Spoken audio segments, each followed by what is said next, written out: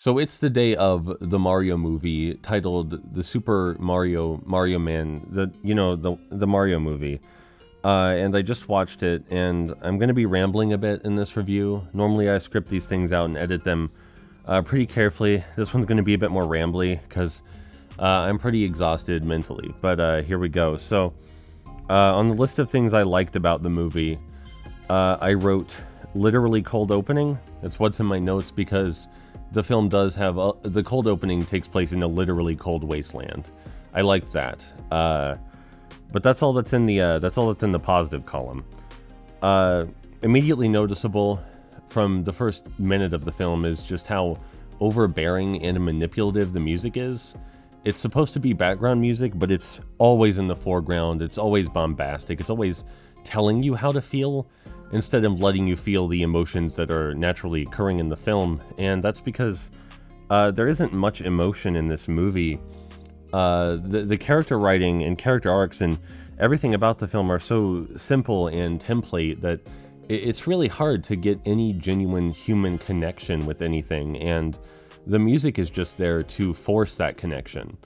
Especially the licensed music. It's licensed tracks that everyone recognizes, everyone enjoys, and it's accompanied by, pretty wonderful flashing colors and sprightly, springy animation.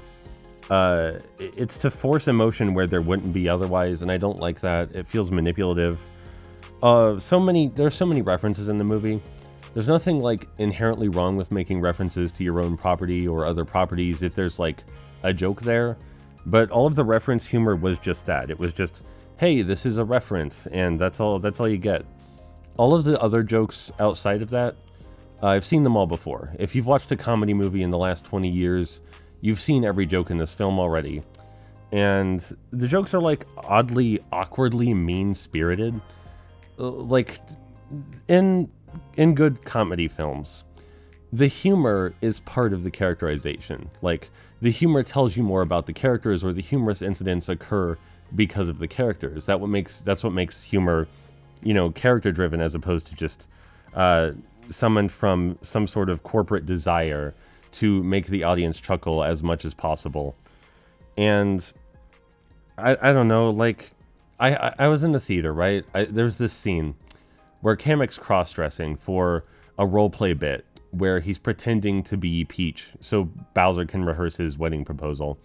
And it's this, haha, it's so funny, Kamek is cross-dressing joke. And I heard someone actually laugh out loud in the theater when they saw Kamek in a dress. And I'm like, that's just a dreadful feeling. Like, is it really that funny? Are we still at a point where people cross-dressing by itself is peak humor? That's something you gotta laugh out loud about? I don't know. I hated that.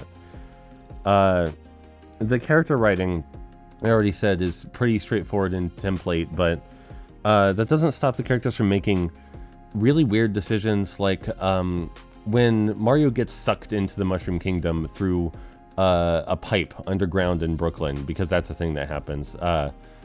When he gets sucked in, he gets separated from his brother Luigi. They go down different pipes. Mario pops out, he meets Toad, and has to go find the princess so they can save Luigi. That's a motivation. That's something.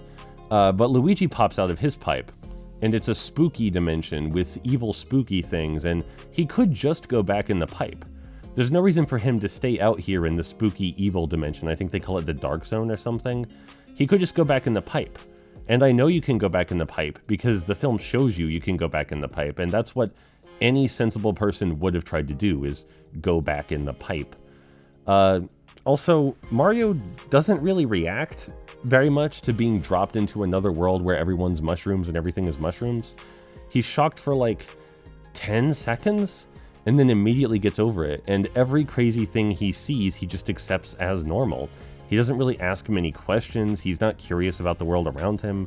He's not even a little bit frightened. It raises the question, why is this even an isekai if Mario's not going to react to anything like a human would, especially since his backstory is meant to make him relatable to the average working man? I don't really get it. It feels like they're trying to have it both ways.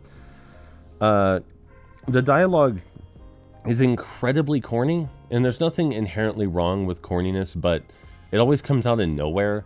Like, Mario meets Toad, and within like a minute, Toad's saying, "Let's get going on our grand adventure." Like, unironically, he says that.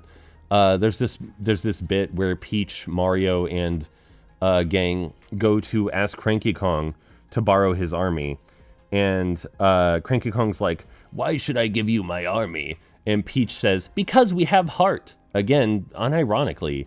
And it feels super weird in this movie because, no, you don't have heart.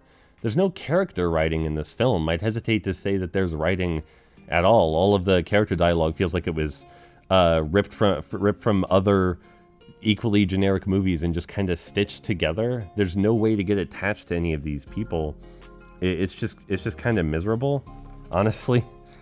Toad as a character, I don't know why he's in the film. He's just obnoxious and loud for no reason.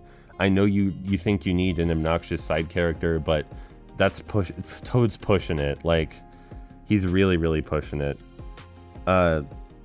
And, you know, you can say the movie's dumb fun, and I'm sure a lot of people, most people probably, will have fun watching the movie, and that's fine. But the thing is that Mario games were fun, yeah, and that's their primary function, but they were also creative and clever. There's nothing clever about the Super Mario Bros. Movie, and I hesitate to say there's anything creative either. Like, every decision made was the most rote, boring decision imaginable. Every cliche is here. The humor is only for humor. There's no substance. We've already discussed the character writing. Any attempt at like creativity is completely absent. The Mushroom Kingdom society is like just full of dumb, violent, crazed people with no culture. We don't know anything about how Peach operates as a princess, and like, these things aren't necessary. You know, like, you don't need these things, but anything would have been nice. Anytime you ask why did a character do that, the answer is usually just because it was funny. It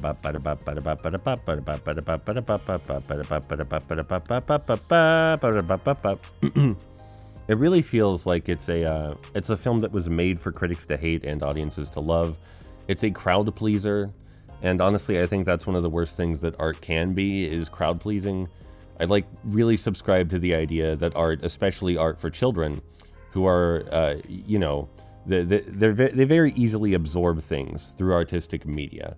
That we should make art that encourages them to think about themselves and the world around them in a meaningful capacity. And it's true that Mario isn't necessarily great at that, but it is so imaginative that it's inspiring. And I just don't see this film inspiring anyone. It's like Jangly Keys, the movie. There's back to like the movie proper though, and less the meta stuff. The middle of the movie is all filler. There's a ton of completely pointless scenes that don't move the plot forward in any meaningful capacity. I mentioned them going to get the army from Cranky Kong. The army doesn't do anything to help. They just get kidnapped. There's so many pointless scenes like that where they just have those in the movie to say they have them in the movie because it's entertaining and for no other reason. Yeah, I don't know. It was kind of dead boring. I felt trapped in that theater. Every joke is explained to everyone. Every plot device is contrived. It may well be the worst video game adaptation I've seen. Like, I've seen a lot of bad video game adaptations, and I think this one takes the cake simply because I don't feel any of the passion or soul or heart or identity of Mario in this movie. Like, none of the property is present in this film. It's just a nothing movie with nothing in it. No, I don't like it. I quite dislike it, actually.